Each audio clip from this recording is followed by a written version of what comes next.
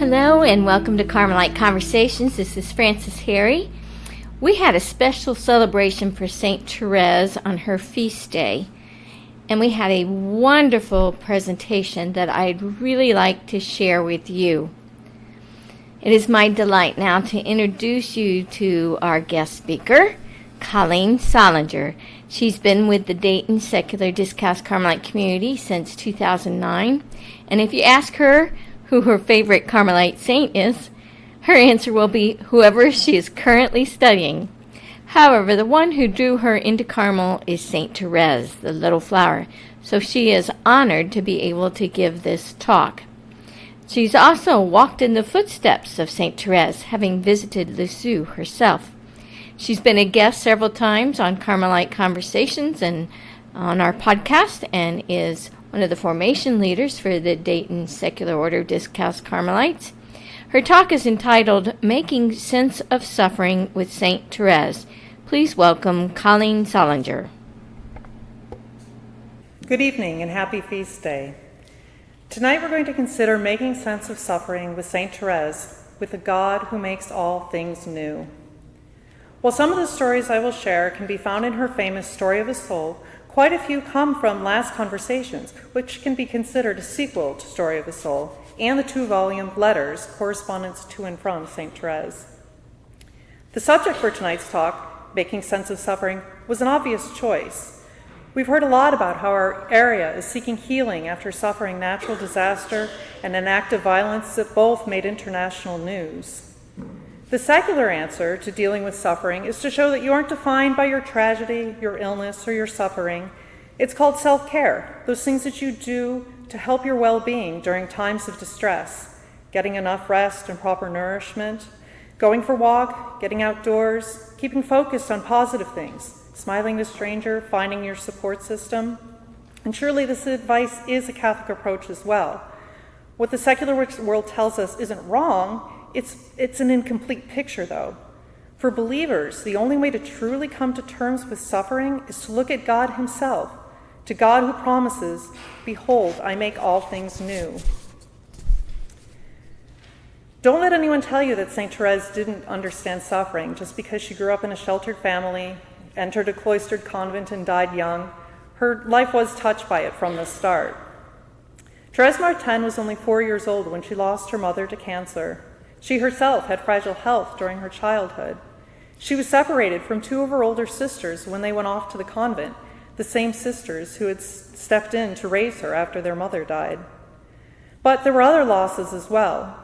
Therese went through a number of lost innocence experiences that are normal for childhood but more difficult for a sensitive child such as she was.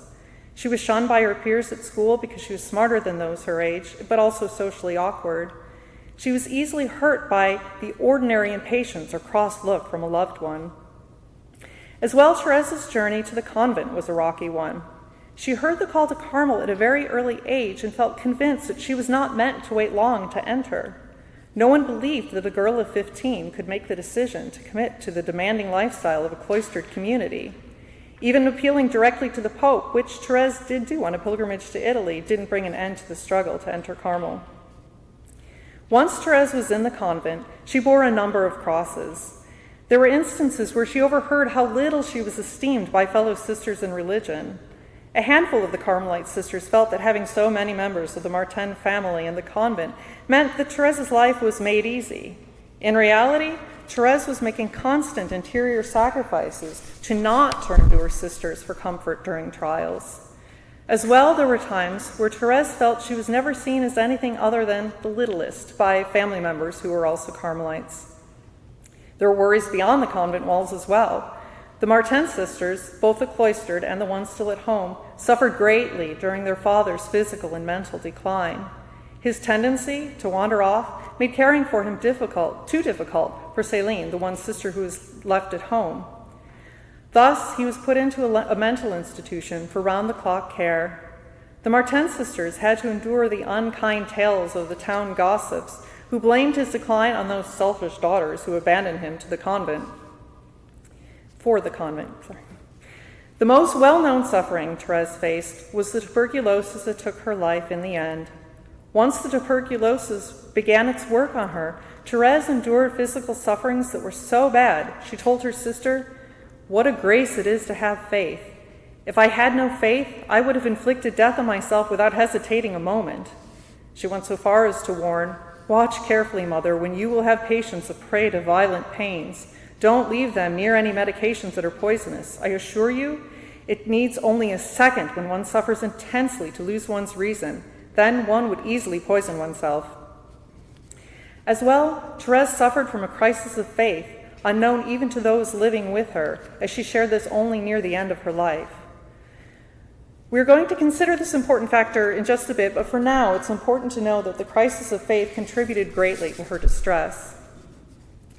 Now, before we can attempt to go about making sense of suffering with St. Therese, I have to issue a warning. Her remedy, like the message of the cross that we read in 1 Corinthians, is foolish to those who do not want to understand it. For Jews demand signs and Greeks look for wisdom, but we proclaim Christ crucified, a stumbling block to Jews and foolishness to Gentiles, but to those who are called Jews and Greeks alike, Christ the power of God and the wisdom of God.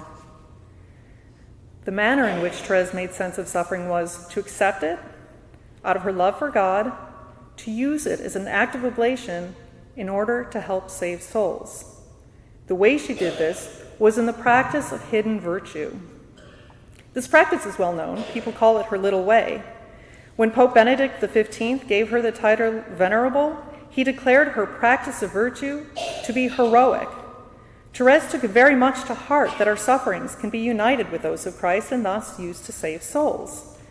Taking care to make hidden sacrifices was her testimony that she was doing this as a way to show her love for God and not for human approval. This evening, our primary focus is going to be Therese's life in the convent, but I'd like to share first one account from childhood because she felt this incident was a major turning point in her life. It is the story of her transition from childlike attempts at practicing virtue to the spiritually mature Therese. It is a story of her Christmas conversion. She wrote, "It was December 25th, 1886, that I received the grace of leaving my childhood. In a word, the grace of my complete conversion." The story goes like this. Upon the family's return from midnight mass, the children would put their shoes to be filled with Christmas goodies. The older family members would be pleased to see the children filled with joy as they unwrapped their little surprises. Therese shared that Céline wanted to continue this custom for Therese beyond the age that the older Martin sisters had given it up. This Christmas in question, in Therese's words, "Jesus desired to show me that I was to give up the defects of my childhood, and so he withdrew its innocent pleasures. He permitted Papa, tired out after midnight mass, to experience annoyance when seeing my shoes at the fireplace, and that he speak those words which pierced my heart. Well, fortunately, this will be the last year." Therese overheard him say this as she was headed upstairs to put away her hat and coat after Mass, and the words did pierce her heart. Filled with grief, her eyes began to fill with tears. Her sister Céline witnessed the entire thing, Papa's comment, Therese's reaction. She insisted her sister stay upstairs until she calmed down, but a change came over Therese. She knew that she could still act in a gracious manner, even though her feelings had been hurt. She went back to her father, sat at his feet, and unwrapped her presents as if she hadn't heard what he said. This was not ordinary behavior for the overly sensitive Therese. Céline couldn't believe what she was seeing. Therese felt that she had regained a strength of soul that had been lost since her mother died. As she put it, "The work I have been able to do in the last 10 years since Mother's death was done by Jesus in one instant." The charity that entered her soul that Christmas was to help her in the practice of virtue. And these acts of hidden virtue were perhaps her greatest spiritual contribution to the Lycée Carmel. These she began from the moment she entered the convent. Therese gave examples of her early Carmel years' small practices in virtue in chapter 7 of Story of a Soul. In one story, she recalls that she needed to find a lamp for the time of great silence. Someone had taken the one meant for her, but rather than feel annoyed or even feeling justly deprived, she decided to feel happy. In her words, feeling that poverty consists in being deprived not only of agreeable things, but of indispensable things too. And so, in this exterior darkness, I was interiorly illumined. Another time, she was accused of breaking a vase and was scolded to be more careful in future. Rather than profess her innocence, she promised her superior to be more careful. It wasn't easy, any of this, and she wrote, "Because of my lack of virtue, these little practices cost me very much, and I had to console myself with the thought that at the last judgment everything would be revealed." Therese went to great lengths to show charity to her fellow sisters in religion. She was calm with the short-tempered women. She volunteered to escort the crankiest nun to the refectory, a woman most of the others in the convent tried to avoid if they could. Therese confessed in private writing, not in person, how the temperaments of various sisters drove her nuts.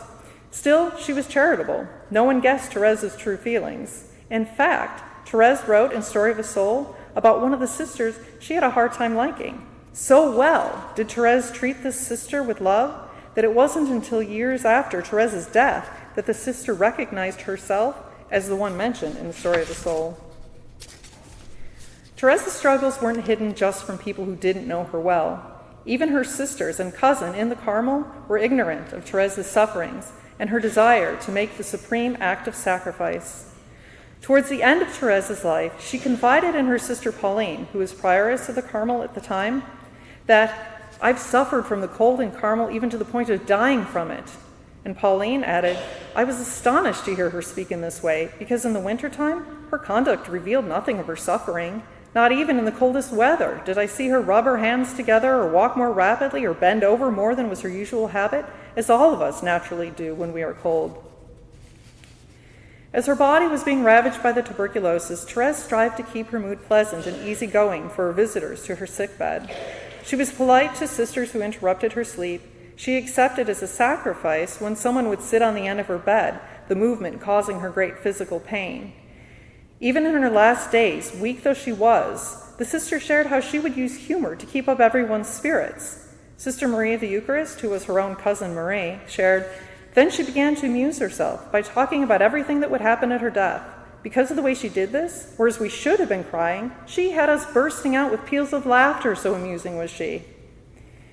In the last months of her life, Therese had a hard time eating food and even taking her medicine. One of the medicines she took had the appearance of a red currant liqueur. Pointing out the colorful liqueur, she told her sister Pauline, "This glass is an image of my whole life. Yesterday, Sister Therese of St. Augustine said, 'I hope you're drinking some good liqueur.' I answered, 'Oh, Sister Therese, it's the worst possible thing to drink.' Well, little mother, this is what happens in the eyes of creatures.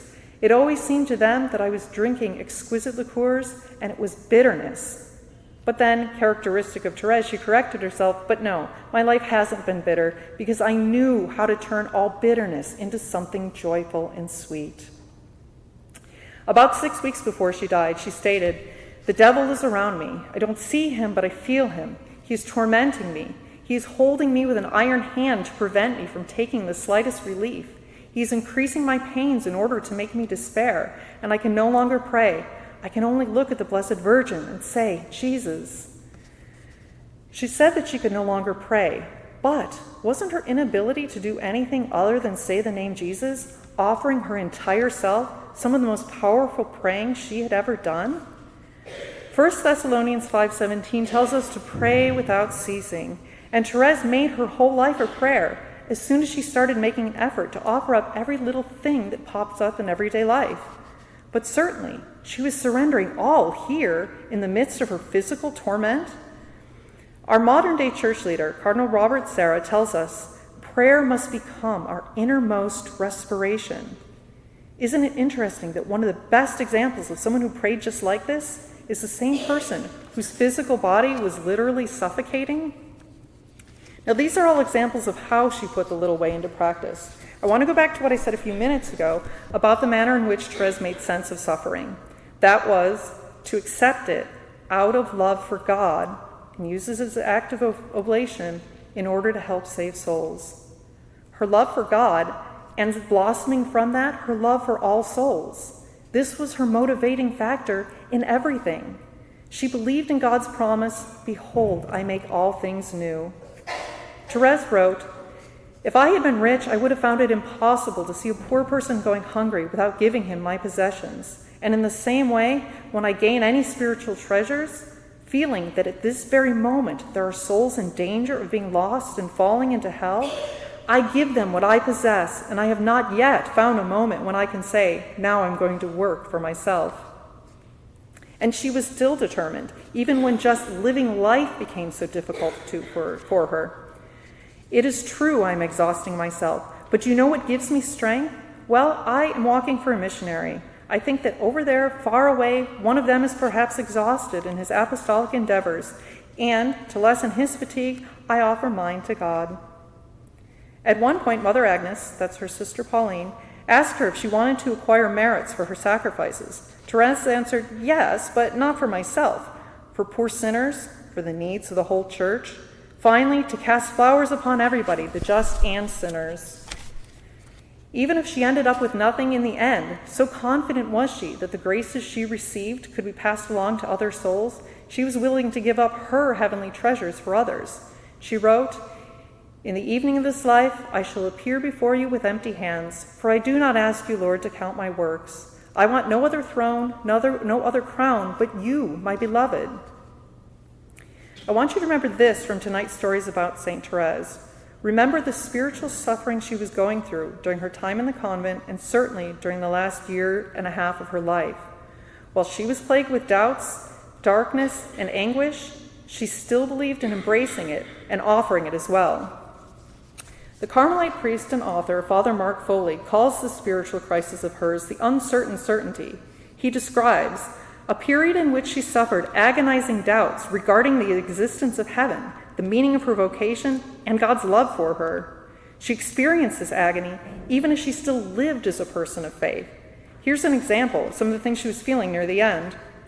Frightful thoughts obsessed me. Last evening, I was seized with a veritable anguish, and my darkness increased. I want to do good after my death, but fear I will not be able to do so. I do not believe in eternal life. It seems to me that after this mortal life, there is nothing any more. Father Foley relates how Therese chose to act during this time. It was the choices that Therese made in the face of her darkness that made her trial of faith redemptive. It was how she related to her darkness that made it a participation in the Paschal mystery. Therese did not simply endure the darkness, she chose to embrace it. Hers was no mere stoical abdication to fate, but an acceptance of the cross. An acceptance of the cross. I warned you that making sense of suffering with this remarkable woman is, like the cross, foolish to those who do not want to understand, but the power of God to those who do. Consider these words of hers. I offer up these very great pains to obtain the light of faith for poor unbelievers, for all those who separate themselves from the church's beliefs. I undergo them under duress, but while undergoing them, I never cease making acts of faith. St. Therese underwent her own kind of passion at the end of her life, one physical and spiritual. Therese said to her sister Pauline about 3 months before her death, My dear mother, I may perhaps appear to you to be exaggerating my trial. In fact, if you are judging according to the sentiments I express in my little poems composed this year, I must appear to you as a soul filled with consolations, and one for whom the veil of faith is almost torn aside. Yet, it is no longer a veil of faith for me. It is a wall which reaches right up to the heavens and covers the starry firmament. When I sing of the happiness of heaven and of the eternal possession of God, I feel no joy in this, for I sing simply what I want to believe. She sings what she wants to believe. Does this sound difficult or impossible? C.S. Lewis wrote about this idea of acting with virtue, even if you don't feel it.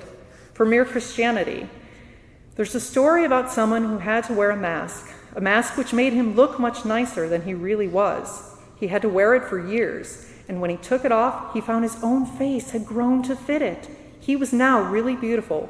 What had begun as a disguise had become a reality. Therese acted as if she believed. This disguise became a reality because she's now a saint and a doctor of the church. This is a sanctity we can imitate. Listen to the words written by her cousin to a childhood friend. People in the world can imitate her sanctity, for For she has tried to do everything through love and to accept all little contradictions, all little sacrifices that come at each moment as coming from God's hands. She saw God in everything, and she carried out all her actions as perfectly as possible. Daily duty came before everything else. As for pleasure, she knew how to sanctify it even while enjoying it, offering it up to God.